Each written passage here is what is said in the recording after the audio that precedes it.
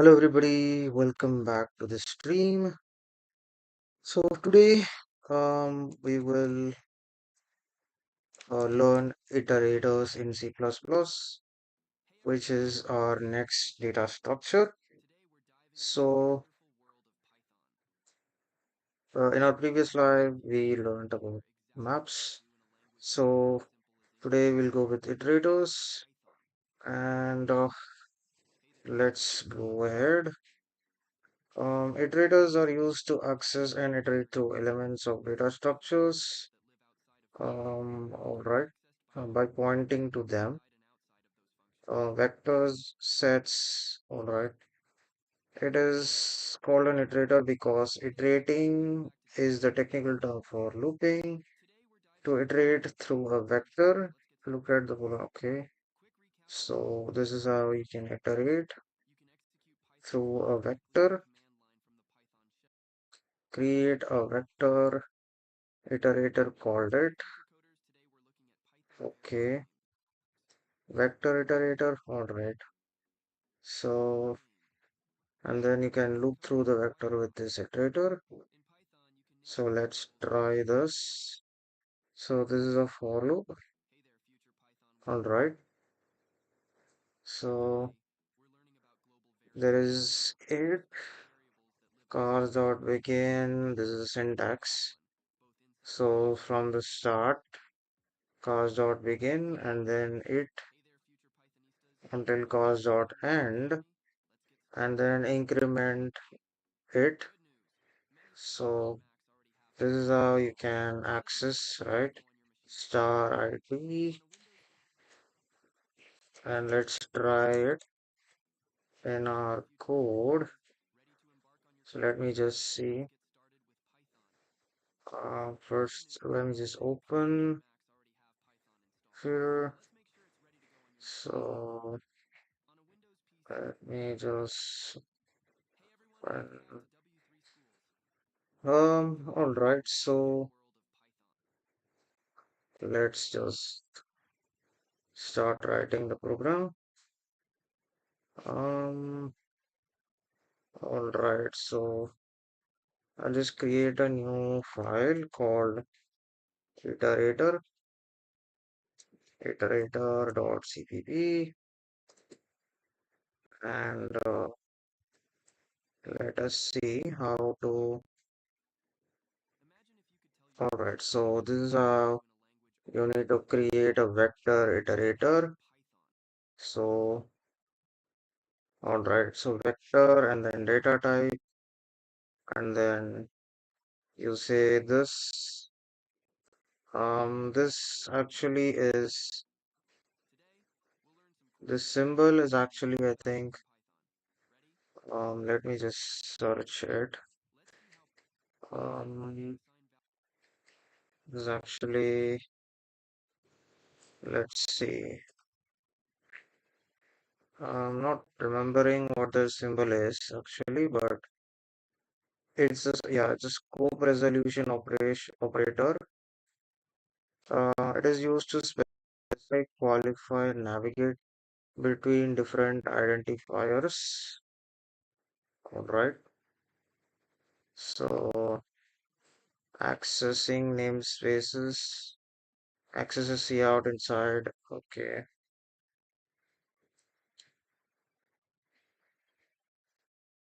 So that is the thing. But because we used using namespace std, we didn't come across that. But let's see. All right. So let's see this scope resolution operator. Okay. Scope refer a specific bar. Right.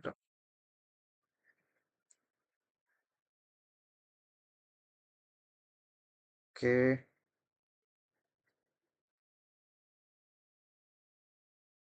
Access identifiers such as variable names, function names defined inside some other scope in the current scope. All right. Okay.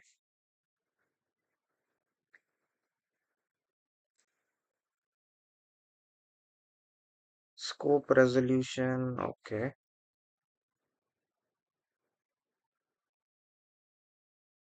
got it. All right. So here globally access defined, and you can access it over here using this. All right, can access it here in the main. All right, got it. Here this is the iterator, right? Iterator declaration. It is used. This is our use here. So that is the thing. So let me just go ahead and that. Right. Let me just start writing the code. Um, sync stream using, let's also hash include vector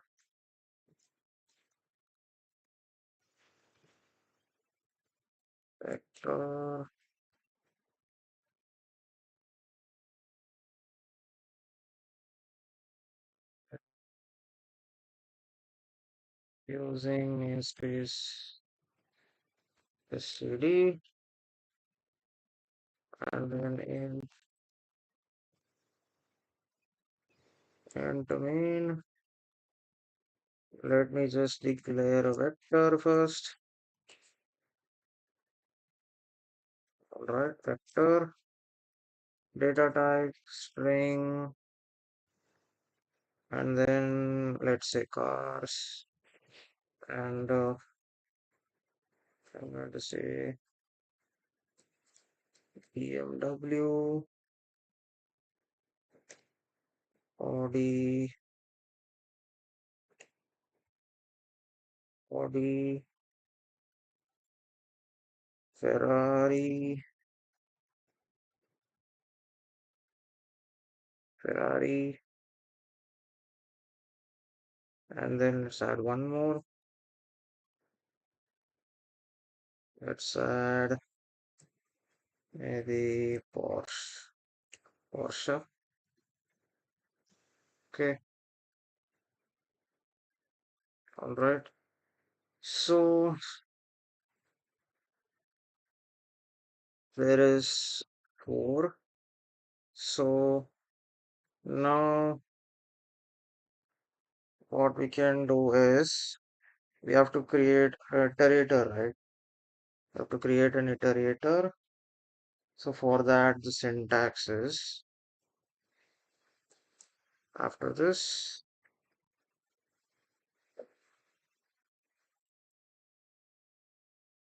we have the syntax.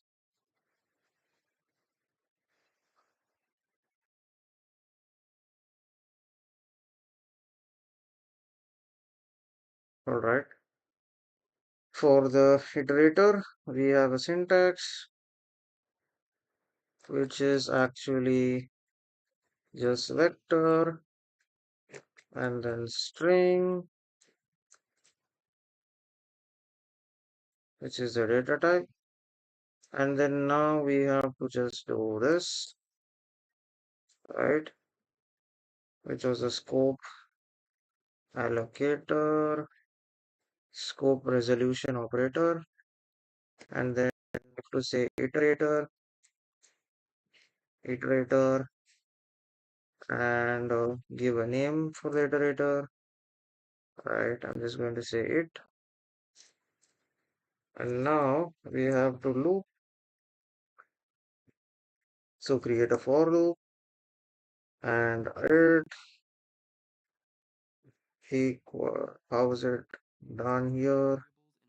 All right, so cars dot begin, start from the start, and then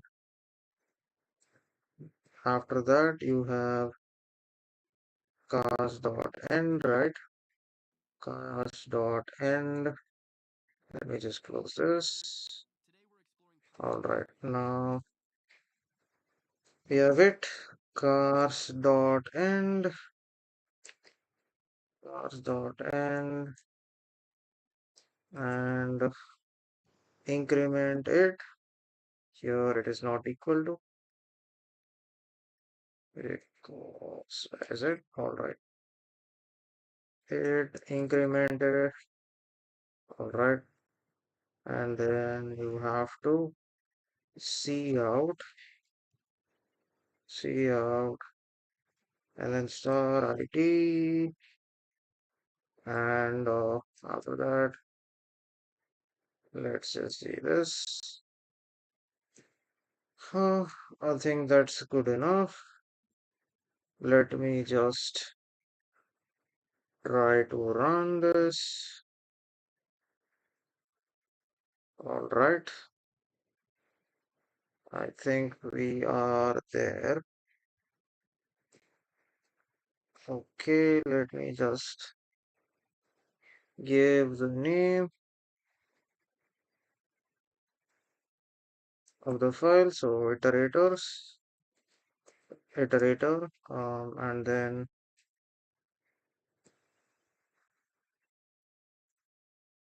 and also have to give it here. So let me change that. All right. I have to change it here as well.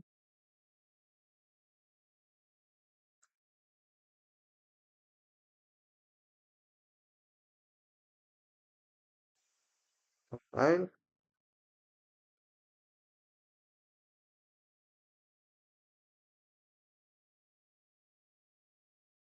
All right. It is taking a while. All right. It is compiled now. Now run it and yeah. So it just printed all the elements which we have here. Right. So we just iterated successfully through all the elements using the iterator. What is given here? First, we create a vector of strings to store, yeah, and then we create a vector iterator. Um, then we use a for loop. Um, it points to the first, and loop continues as long as it is not equal to class dot end incremented. This is the dereference operator to access the elements.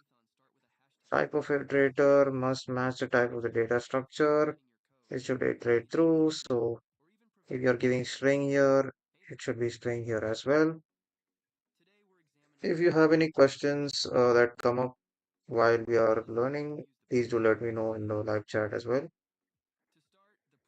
Um, what is begin and end? We already know that, right? Begin and end are functions that belongs to data structures. They do not belong to the iterator itself. They are used with iterators to access. We have seen that before. Um, so begin points to the first element. Begin plus one points to the second element, right? Similarly, you can do third element as well, and so on. End points to the last element, um, right? And points to one position after the last element in the vector.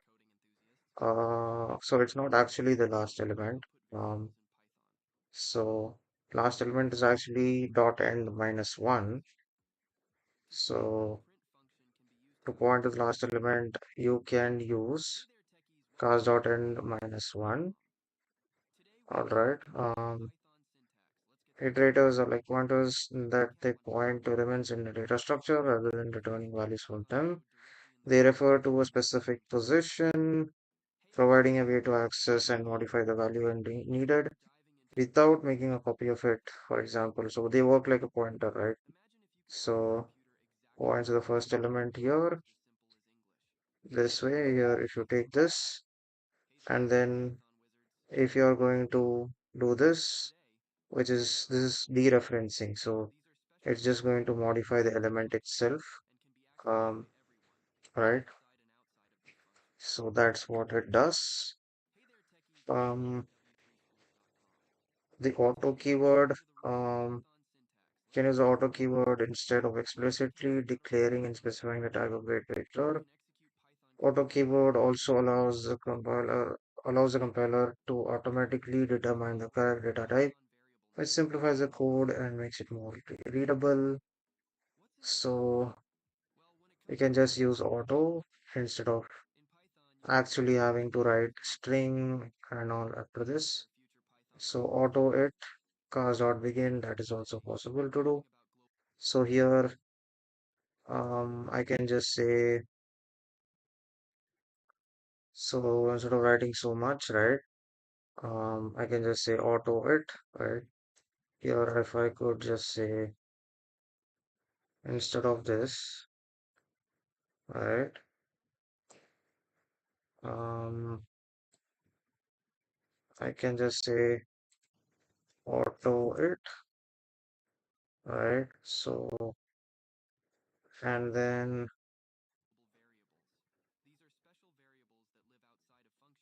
you can also write cars.begin if you want to access the first, right? So, if I can also do this, right? Um, I can also do this, I guess. Let's see. Auto it equal to auto it equal to um cars dot begin. Let's try. I think it works. Let's see. Let's also write auto it here. Auto it not equal to, it's not equal to until cars dot end. Um, but you can't do. Why is that not possible? Um, Probably not possible for. You have to only use the equal to sign, I guess. Alright, I guess it just works for. No, it works here as well. What are we doing wrong? Auto it. There is something that we are missing over here. How is it dereference? This is how it is done. Alright, what are we missing here? Okay, maybe we don't need auto again. First, we have used once. So maybe we don't need to declare it again, right? So yeah, that's good enough. So I think let's try if this is going to work.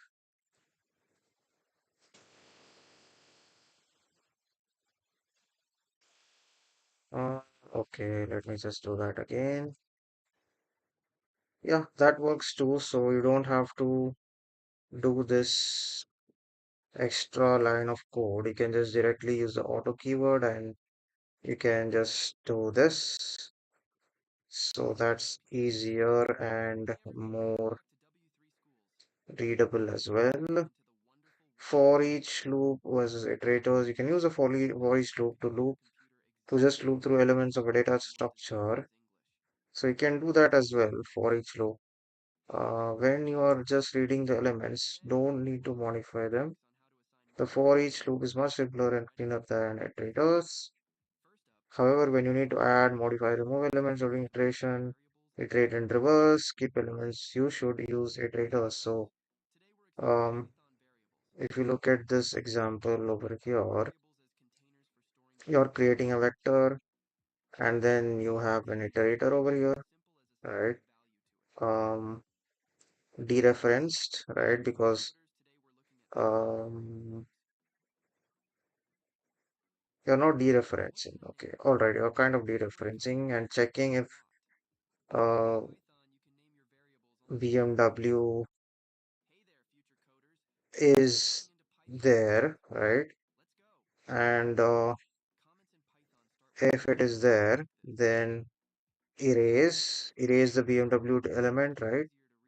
Else just increment. So if it is there, it's just going to have to erase. So you can do this operation, right? Using the iterator. Um, with a normal for each, it would not be possible, I think. Yeah, I don't think you can do it with a for each loop. So this is why you can use iterators.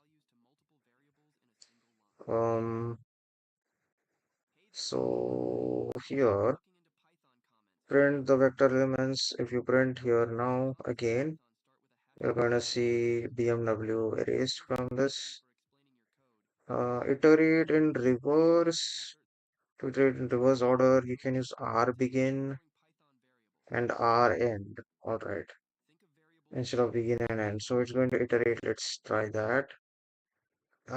So if I say R begin over here, and then R end, it has to do the iteration in reverse, apparently.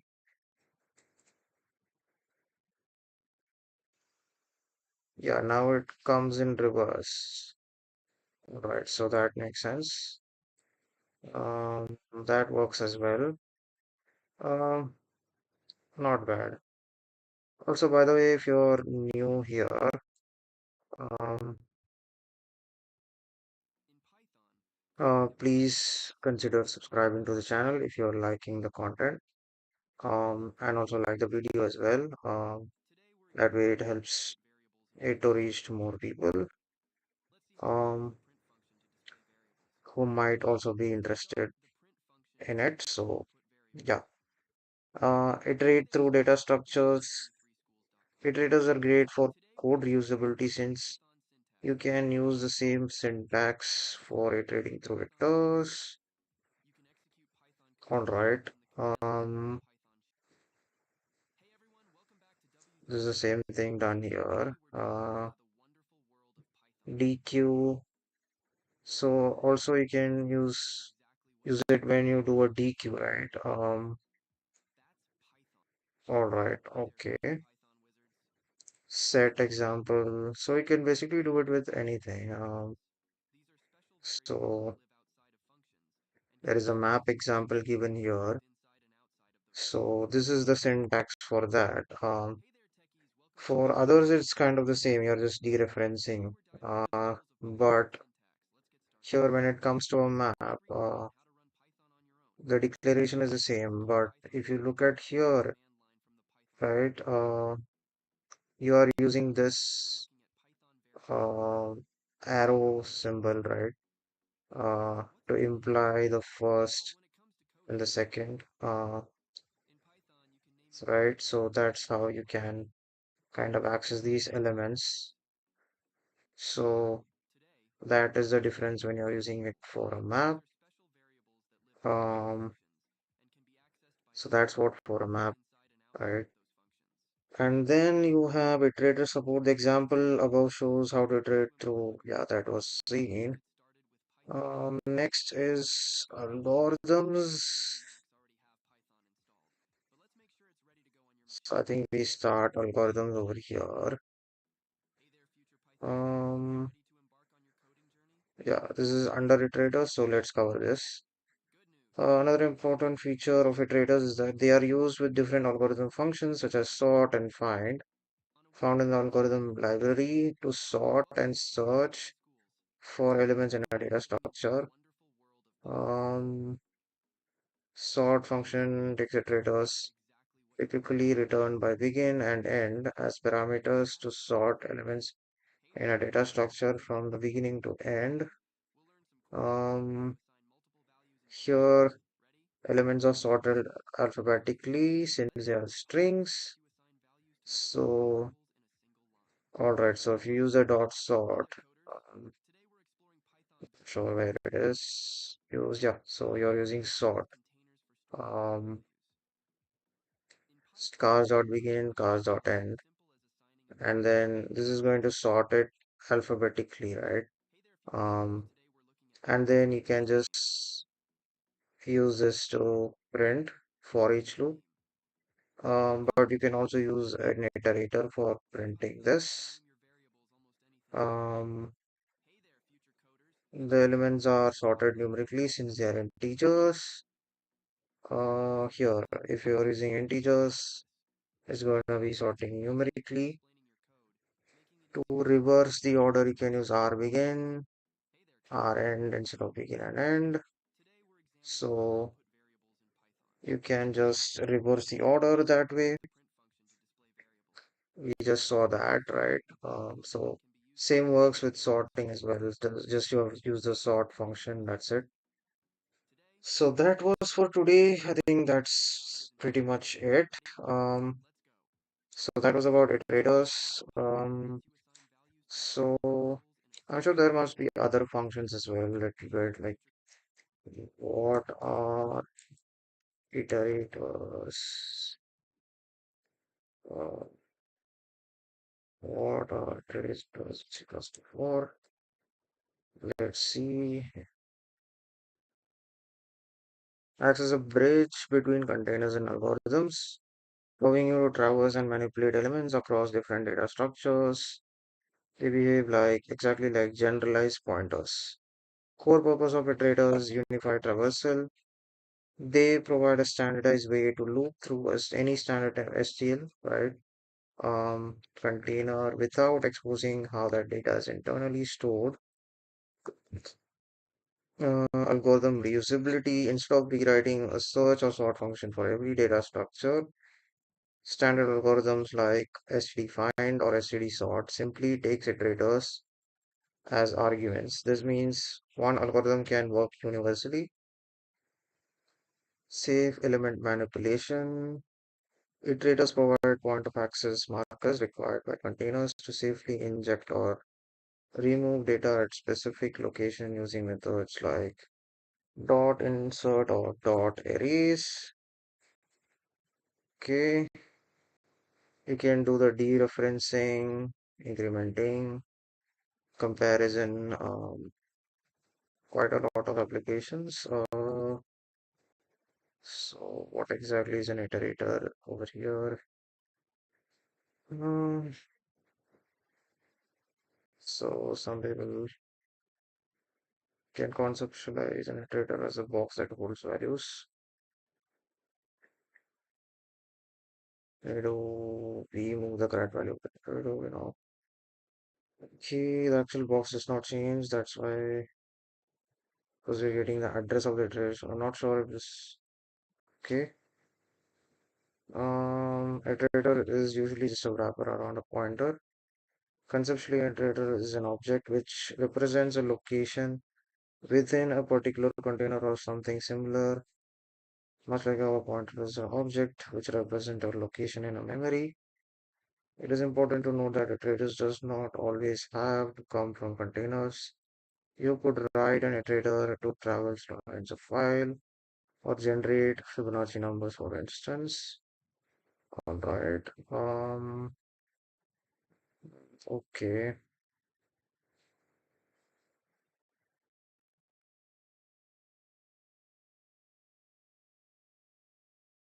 So forward iterator. Okay. So this was the symbol that we just saw. All right.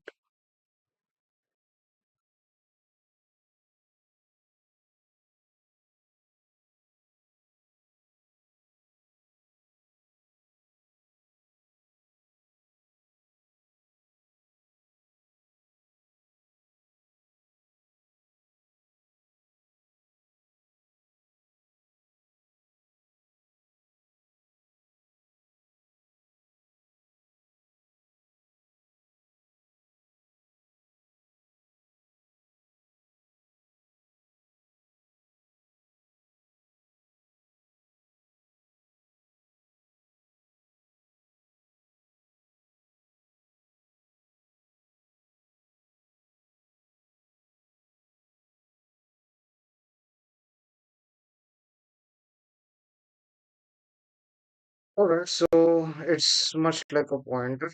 Um, so that's what they are. Iterate over elements. That's it. So yeah. Um, Even in the CPP reference, if you go here, uh, it's going to be like a generalization of pointers, right? So yeah, so that's pretty much it. So yeah, I think we'll end it there. I hope you enjoyed watching this live stream, and if you did, please do consider subscribing and sharing it with your friends who might also like it. Um, if you don't have any questions, I think we'll end it there. So, yep, I think we'll end it there. So, until I see you in the next live stream, see you and bye.